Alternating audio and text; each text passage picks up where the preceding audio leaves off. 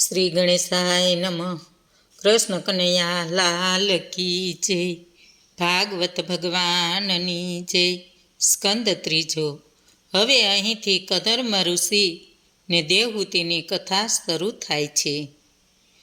માતા પિતા મનુ શત્રુપાની વિદાય પછી પતિના વિચાર જાણી લઈને તે પ્રમાણે કદર્મ ઋષિને દેવહૂતિની સેવા કરતા મન વચન કર્મથી પતિ સેવા કરીને તેમને સંતોષ આપ્યો.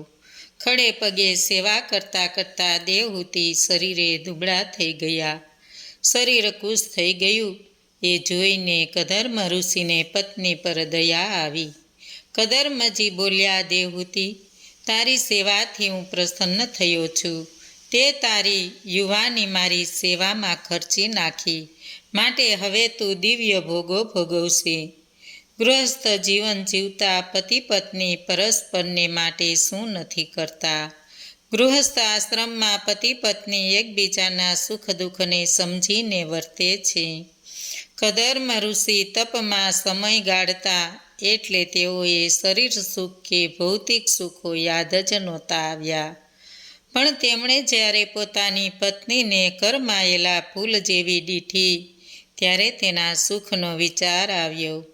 કદર્મજી કહે, હે દેવી, તમને મેં ભોગવિલાસ કે કંઈ પણ સુખો નથી આપ્યા. હવે હું તમને એ બધા જ સુખો આપીશ. કદર્મ ઋષિએ પત્નીને સર્વ સુખ આપવાનો નિર્ધાર કર્યો. સંયમ ધર્મની સંરમસીમા છે. ધારણા, ધ્યાન અને સમાધિ એ ત્રણેય એકત્ર થાય ત્યારે સંયમનું સ્વરૂપ ધારણ કરે છે. દેવહૂતિને ખબર હતી કે કદર્મ સ્વામી સ્વયં પ્રસિદ્ધ હતા. કદર્મ ઋષિએ પોતાની યોગ શક્તિનો ઉપયોગ કરીને એક વિમાન પ્રગટ કર્યું. એ પૂર્વ અને દિવ્ય વિમાનમાં બધા પ્રકારના ભૌતિક સુખોના સાધનો સભર ભરેલા હતા. તે વિમાન ઈચ્છા પ્રમાણે ફેરવે એવું હતું. નવાઈ પમાડે એવું સર્વાંગ સુંદર રત્ન જડિતને જગારા મારતું એ દિવ્ય વિમાન નિહાળીને ભારે આશ્રય પામ્યા. તે વિચારવા લાગ્યા, મારું શરીર અત્યંત દુર્બળ થઈ ગયું છે. આ દિવ્ય વિમાનમાં કેમ કરીને બેસું? કદર્મજી પત્નીના મનની મૂંઝવણ પામી ગયા. ઋષિ કહે, હે દેવી, આ બિંદુ સરોવરમાં સ્નાન કરો, પછી વિમાનમાં બેસો. શ્રી વિષ્ણુ ભગવાનને એ સરોવર બનાવેલું છે ને તે માનવીની સઘળી કામનાઓ પરિપૂર્ણ કરે છે. હે દેવહૂતિ, બિંદુ સરોવરમાં પગ મૂક્યો ને તે સાથે તત્ક્ષણ તેણે હજારો યુવાન વિદ્યાધરીઓ દીઠી. વિદ્યાધરીઓ નમન કરતા કહે, અમે તમારી સેવામાં હાજર છીએ. અમે તમારી દાસીઓ છીએ. દાસીઓએ દેવહૂતિને સ્નાન કરાવ્યું અને અદ્ભુત આશ્રય સર્જાયું. દેવહૂતિના દેહની ક્રાંતિ બદલાઈ ગઈ. શરીર તેજથી ઝગમગી રહ્યું, દેદીપ્યમાન થઈ રહ્યું. શરીર પર કિંમતી વસ્ત્રાભૂષણ શોભતા હતા. પછી દેવહૂતિએ દિવ્ય વિમાનમાં બેઠા મંદળાચળ પર્વતની ગિરિકંદરાઓમાં તે વિહાર કરવા માટે નીકળ્યા. વિમાનમાં કદર્મ દેવહૂતિએ મનની ઈચ્છા પ્રમાણેના સર્વ પ્રકારોના ભોગો વિલાસો ભોગવ્યા. ભૂમંડળના સઘળા સ્થળો જોતા જોતા લાંબે ગાળે કદર્મજીના આશ્રમમાં પાછા ફર્યા. દેવહૂતિએ 9 કન્યાને જન્મ આપ્યો. 9 કન્યાઓ નવધા ભક્તિનું સ્વરૂપ છે. નવધા ભક્તિ સિદ્ધ થાય તે પછી જ્ઞાનની ઉષા પ્રગટે. સતી દેવહૂતિ વિચારોના વમળે ચડી ગયા. મારા પતિ સંન્યસ્ત લેશે તો મારું ને આ 9 છોકરીઓનું શું થશે? મારે તો આ 9 દીકરીઓ છે. તે કદર્મજી પાસે ગયા ને કહે છે, હે નાથ, તમે સંયમસ્ત લેશો તો આ 9 દીકરીઓનું શું થશે? મારું રક્ષણ કોણ કરશે? વળી તમે લગ્ન કરતા પહેલાં કહેલું કે મને દેવહૂતિને પુત્ર થશે, પછી હું સંન્યસ્ત લઈશ. મને હજી સુધી પુત્ર તો થયો નથી. નવ દીકરીઓના મા બાપોને ગભરાવાની જરૂર નથી. નવધા ભક્તિ કરતા રહો અને એક દિવસ જરૂર તમને પુત્ર આપશે. એનું ગર્ભિત સૂચન આ નવધા ભક્તિના મૂળમાં છે. કદર્મ ઋષિને ભગવાનનું વરદાન યાદ આવ્યું. તે બોલ્યા, હે દેવી, નિરાશ નહીં થા. તું પતિવ્રતાને ધર્મિષ્ઠ નારી છે. તારું કલ્યાણ જ થવાનું છે. માટે શ્રદ્ધાપૂર્વક પરમ કૃપાળુ પરમાત્માનું સ્તવન કર. ભગવાન બહુ દયાળુ છે, એટલે તે તારા પુત્ર રૂપે જન્મ લેશે. તે જ તારું સર્વ રીતે રક્ષણ કરશે. તે જ તને જીવન મુક્ત કરશે. જાણીએ અજાણીએ પણ દુષ્ટ આત્માઓનો સંગ વ્યક્તિને લાગે છે તો તે સંસારમાં કારણ સ્વરૂપ બને છે. એ જ રીતે જો વ્યક્તિ સંતો મહાત્માઓનો સંસર્ગમાં આવે છે તો તે મોક્ષપ્રદ બને છે. ઈશ્વરની કૃપા થઈ અને કદર્મ ઋષિને ત્યાં કપિલ મુનિનો જન્મ થયો. મનુષ્યમાં સત્વગુણની વૃદ્ધિ થાય છે તેમ તેમ જ્ઞાનના ઝરણા ફૂટવા લાગે છે. મનુષ્યને જીવનને સુધારવું હોય તો ઇન્દ્રિયોને સ્વયંમાં રાખતા શીખવું પડશે. જીતેન્દ્રિય કદર્મજી પવિત્ર સરસ્વતી નદીના નિવાસ કરે છે. સરસ્વતી નદી સત્કર્મનું પ્રતીક છે. કદર્મ ઋષિ કિનારે બેઠા બેઠા આખો દી તપ કરે છે. શ્રી નારાયણનું સ્તવન કરે છે. પળવાર પણ નવરાશ બેસતા નથી. તેઓ મન વચન કર્મથી ત્રિવિધ તાપ સહન કરીને પોતાની કાયાને ઘણું કષ્ટ આપે છે. ઋષિના તપના ફળ સ્વરૂપે ભગવાન કપિલ મુનિ પુત્ર રૂપે તેમને ત્યાં અવતર્યા. કદર્મ ઋષિએ કઠોર તપ કર્યું ને ભગવાનના દર્શન કર્યા. ત્યારે મોક્ષની માગણી કેમ ન કરી? એવો પ્રશ્ન કેટલાક ભક્તોના મનમાં ઊભો થાય તે સ્વાભાવિક છે. કદર્મ ઋષિ તો જીતેન્દ્રિય સ્વયંમી હતા. તેમનું મન તેમના સંપૂર્ણ કાબૂમાં હતું. છતાં તે પણ સમજતા હતા કે માનવીના મનના ઊંડે ખૂણે ખાચરે ક્યાંક પણ કામ વાસનાના બીજ પડેલા જ હોય છે. એ બીજ સુષુપ્ત હોય છે તો એ કોઈક વખત જાગૃત થતાં કામવૃત્તિ જાગી ઉઠે છે અને પ્રબળતા ધારણ કરે છે. એ અતૃપ્ત વાસનાને પણ સંતોષવી જ રહી. જન્મ સાથે જ શિશુ ઋણ લઈને આ પૃથ્વી પર આવે છે તે પૂર્ણ કરવા જોઈએ. સૂક્ષ્મ વાસનાના ભોગો ભોગવ્યા વિના કદીએ તૃપ્તિ થતી જ નથી. વાસનાનું દમન એનો સંપૂર્ણ ઈલાજ નથી. માટે કદર્મ ઋષિએ ગૃહસ્થાશ્રમ ધર્મમાં પ્રવેશવાની ઈચ્છા રાખી. તે સ્વયં ભગવાનને પણ તેને માટે આયોજન કરી રાખેલું હોય છે. પતિ પત્ની બને પવિત્ર શુદ્ધ હોય ત્યાં પરમાત્માએ પણ તેને ત્યાં જન્મ લેવાનું મન થાય છે. ભગવાન જ્યાં સામે ચાલીને આવે તો તેની સામે માગવાનું કંઈ જ રહેતું નથી. નરસિંહ મહેતાએ ગાયું છે તે સાચું જ ગાયું છે. હરિના જન તો મુક્તિ ન માગે, માગે જન્મો જન્મ અવતાર રે. મધુસૂદન ભગવાન દેવહૂતિને ઉદરે કપિલદેવ નામે અવતર્યા. એમના જન્મ સાથે જ સકળ જગતના હર્ષો ઉલ્લાસ ફેલાઈ ગયો. દેવતાઓએ આકાશમાંથી પુષ્પવૃષ્ટિ કરી.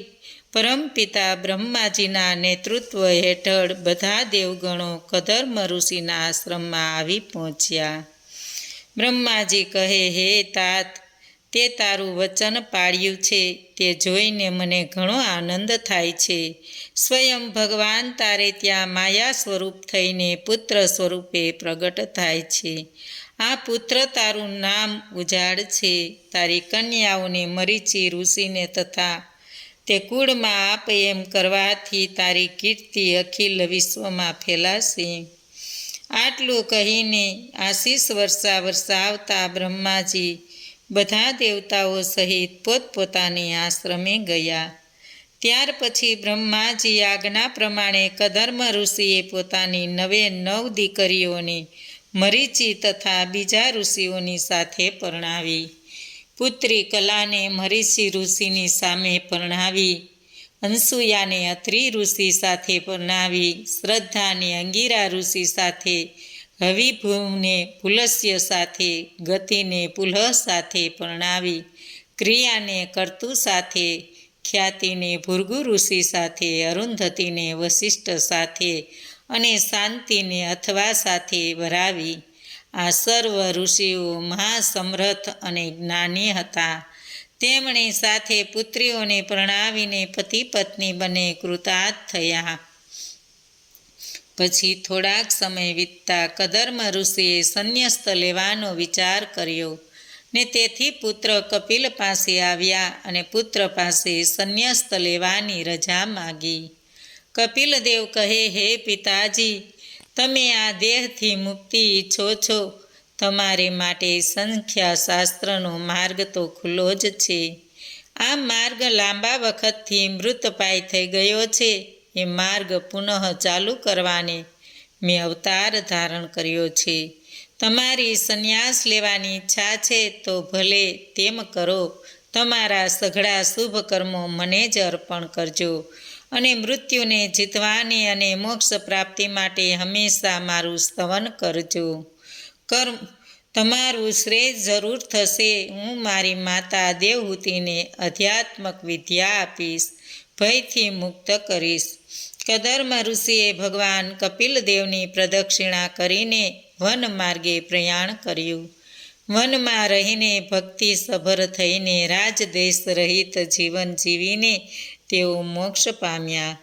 સંન્યસ્તનો વિધિ જોતા તો વૈરાગ્ય આવી જાય છે. સંન્યાસની ક્રિયામાં વિરજા હોમ કરવાનો હોય છે. દેવ, બ્રાહ્મણ, સૂર્ય, અગ્નિ એ બધા સામે વિરજા હોમ કરવો પડે છે. પછી નદી સ્નાન કરવાનું હોય છે. પછી વસ્ત્રહીન થઈને બહાર ફરવાનું હોય છે. કદર્મ ઋષિ આદિનારાયણનું ચિંતન કરવા લાગ્યા. હવે કપિલદેવ માતાને ઉપદેશ આપે છે. તેની કથા આવે છે. એ ઉપદેશમાં આધ્યાત્મક જ્ઞાનની સમજ આપે છે. હવે સાંખ્ય શાસ્ત્રનું વિસ્તૃત વર્ણન આવે છે. માતા દેવહૂતિ પુત્ર કપિલદેવને કહે, હે વિભુ, હું તમારે શરણે છું. મને મોહમાંથી દૂર કરો. મને તમારી શરણમાં લ્યો. દેવહૂતિને પોતાના પુત્ર કપિલદેવમાં સાક્ષાત નારાયણના દર્શન થાય છે. માતા ભણી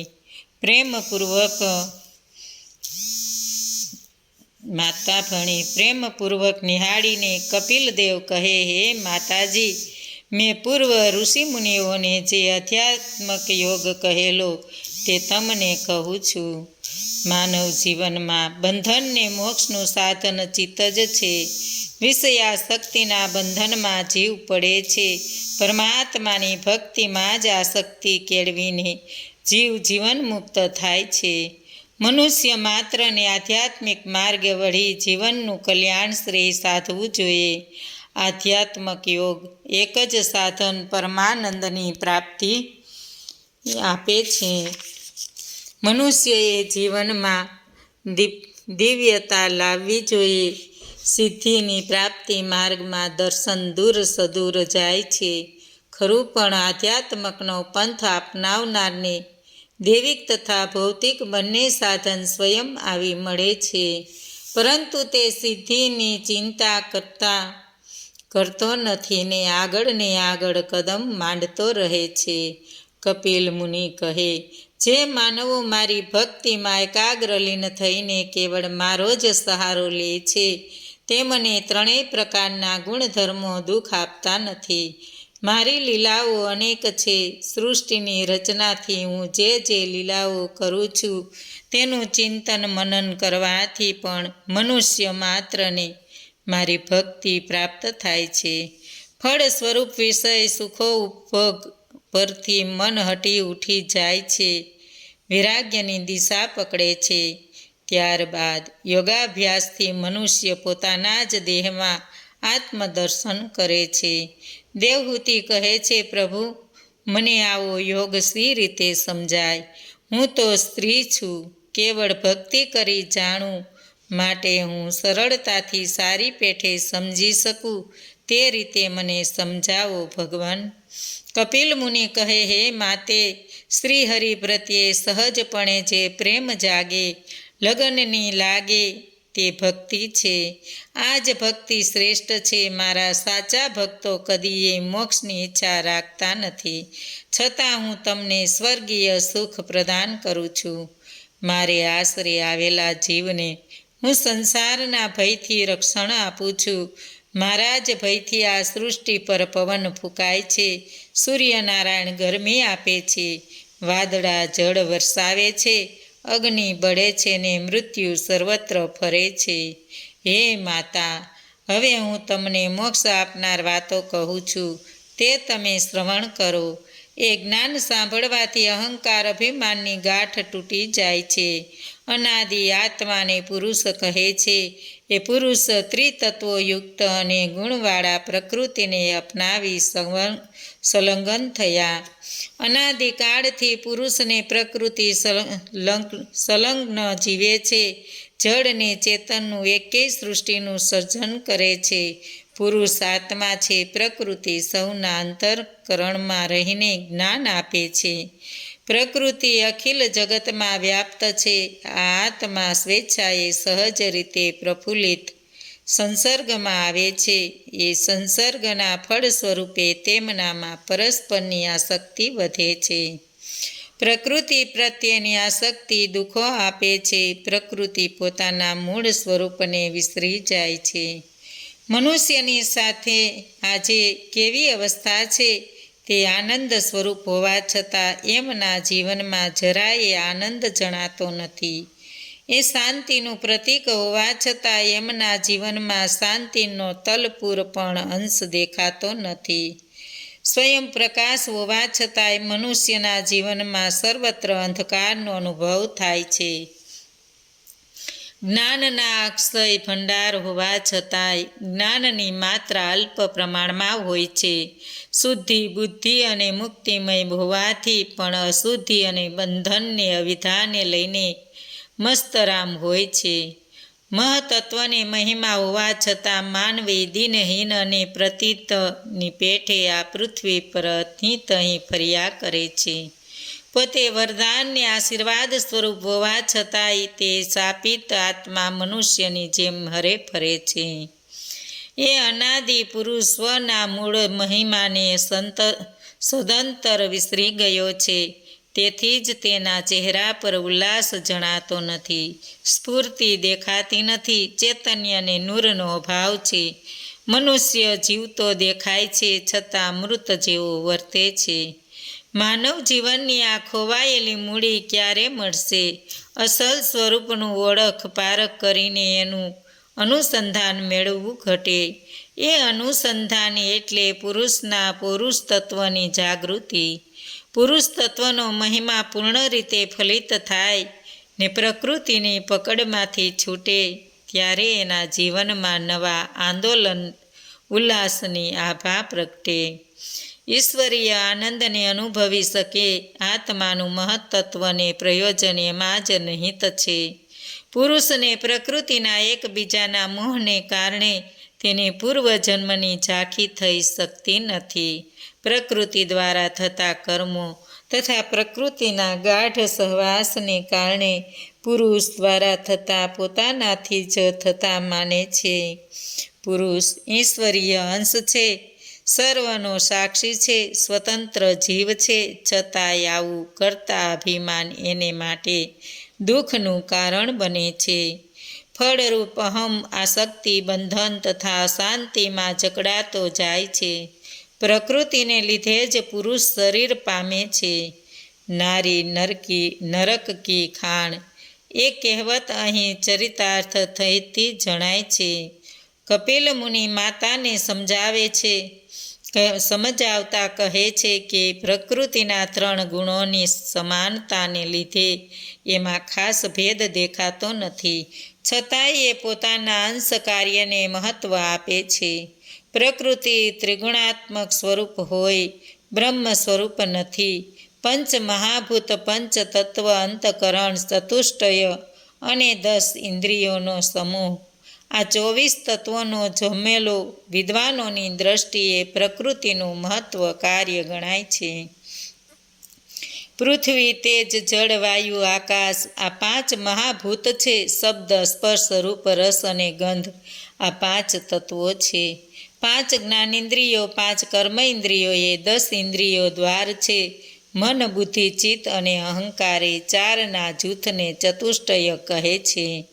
કપિલદેવ કહે છે, માનવ શરીરમાં રહેલ પુરુષને કામ વાસના નથી, તે અસંગ છે.